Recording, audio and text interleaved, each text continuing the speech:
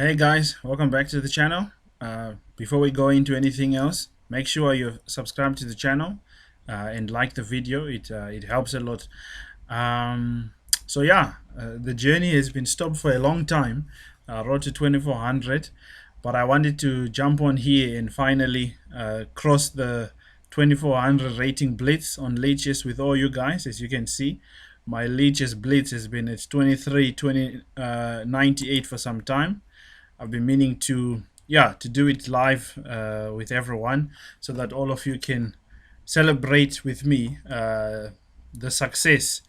It took a bit of time. There were a lot of ups and downs, and this is a learning moment for you. If you are trying to achieve some goals in your ratings and you feel discouraged, don't give up. There's many ups and downs. I think if I will show you here quickly, there were many games, many times I was just losing a lot of games in my blitz, and it was definitely discouraging. At one point, this rating dropped to like 22 something, I don't know. But yeah, not giving up, continuing to try it and to learn from the mistakes is the number one thing. But before we go to the video, because I'm trying to achieve the rating in only one video, but I want you to learn something quickly with me.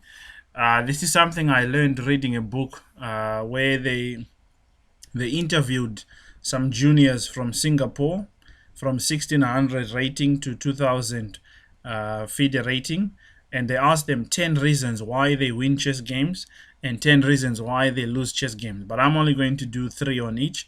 You are more than welcome to do the exercise, and make sure to type in the comments if you think that this exercise is useful. These are some of the reasons I wrote down. I have confidence in what I know and try to do it in every chess game. So this helps me to win more games. I see tactics and calculate better than my opponents. I judge the position. Some people call it evaluation, but judging and evaluation are the same things. Better than my opponent, which helps me to find the best plan in the position.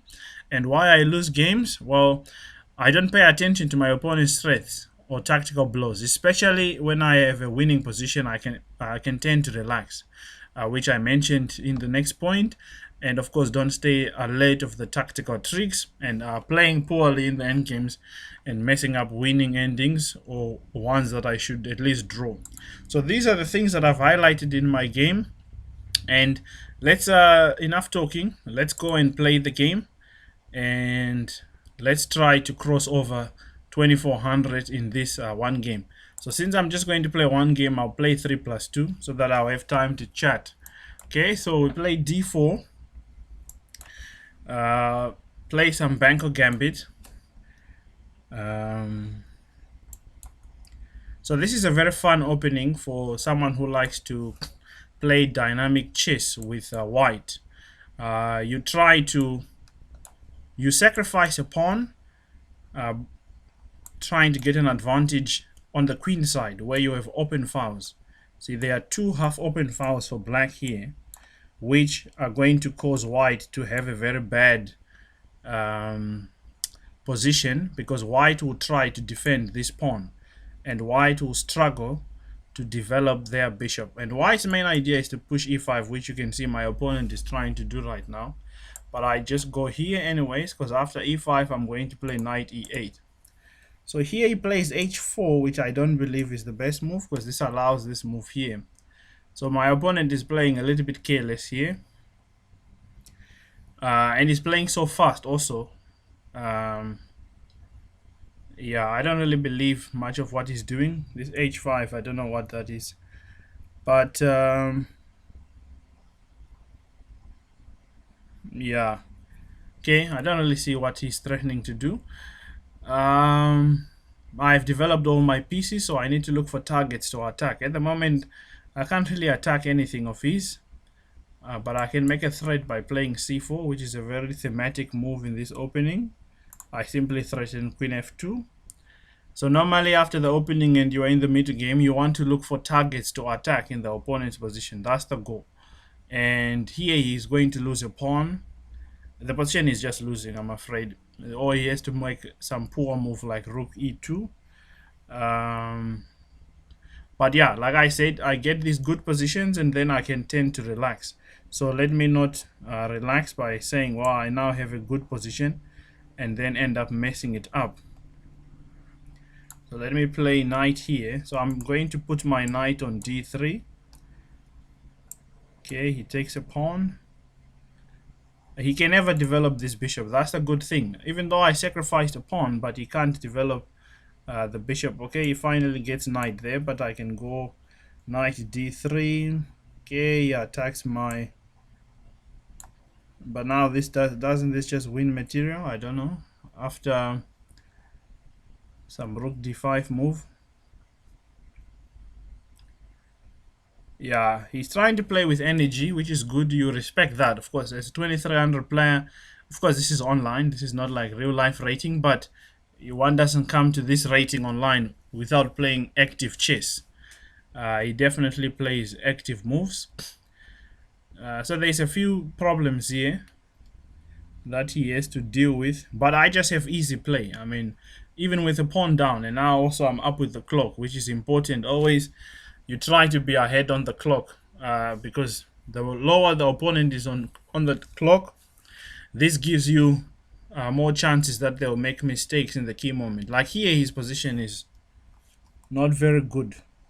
Okay, so he plays his rook here. Okay, let's take there. I don't know, it's a pawn.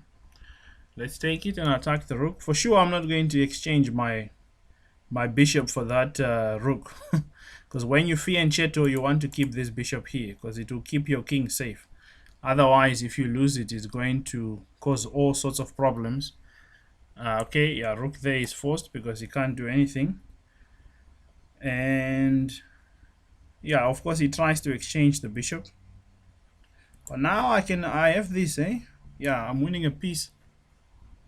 And ladies and gentlemen, the game will soon be over. He has bishop takes, queen, king takes, and then he wants to play queen e3, threatening mate. Yeah, queen e3 is annoying because he has a mate threat. But I have knight check. But it's very serious though. Yeah, queen e3 is not nice.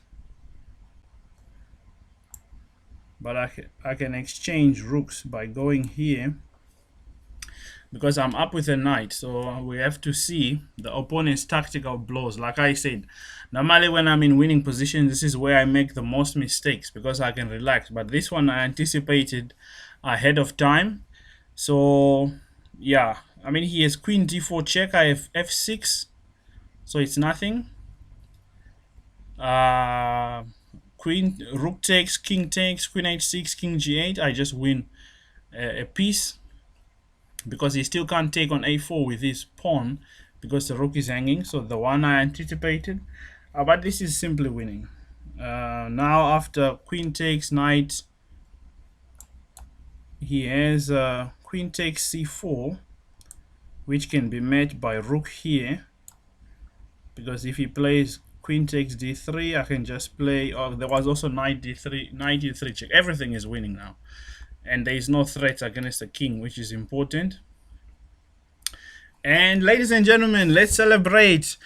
2400 is coming in less than 10 seconds. This is the first time I'm breaking 2400 on Lead Chess. This is exciting, very, very exciting. Yeah, and thanks to everyone who has joined me on this journey. It's been a long one, but yeah, of course, the opponent doesn't give up. He's a strong player, but we don't expect him to give up. So there's also some tricks for him to watch. He didn't see this.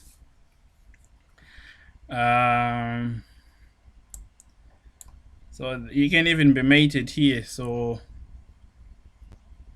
let's see. Okay, let's win a pawn.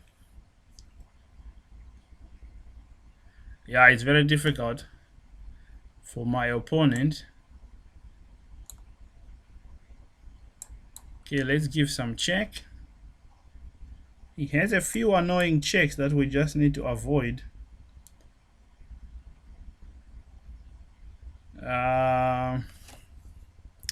Yeah, well, he's not making it easy now, easy. Okay, so queen check. I just need my knight to check his king somehow. Okay, something like this. And then queen check. There we go. Finally. Took a bit of time, but yeah. Oh. Okay, my knight should move where I can mate him. Yeah, well, there's a simple move now. Queen check. And there is even this check. Okay, good. There we go. But yeah, as you can see, it's not easy. It's hard work beating these top players. They never give up. So one has to always be careful. There's a mate. Thank you. And that's 2400 on leeches. You want a rematch? We won't play, of course. That's it. There we go. 2400. It's now official. The road to 2400 has been a success. Yeah, and again, thanks to everyone who has been following this series. It happened, ladies and gentlemen. It happened. Celebrate. Type in chat what you have learned in this series. What have you learned? And yeah, I hope some of my ups and downs and some of the few things I've been saying will be very useful to your chess, and you can apply them. And yeah, before you go, there's a big announcement. We have a chess tournament that we're planning on Sunday, where the top 5 players have a great opportunity to learn from a chess grandmaster, Marian Petrov. He will be teaching on opening principles next week, Wednesday, from 5 p.m. But you have to come in the top 5 in the tournament to get that opportunity. And also for you ladies, the best female player in the tournament wins an opportunity to play again, not to play, but to have a lesson with Nico Martin, a very strong local chess player who recently won the Cape of Good Hope Open. And yeah, so make sure to check out the link in the description and make sure you sign up if you haven't already signed up. And of course, again, subscribe to the channel. Please share it with your people. It helps a lot. And make sure to like and to comment. Please comment. Tell me what you have learned throughout this 2400 series and what does it help you with your chess. Yeah, what things will you try to take from my experience and put them into use in your own chess? Thank you so much, and as always, keep chessing. Bye bye.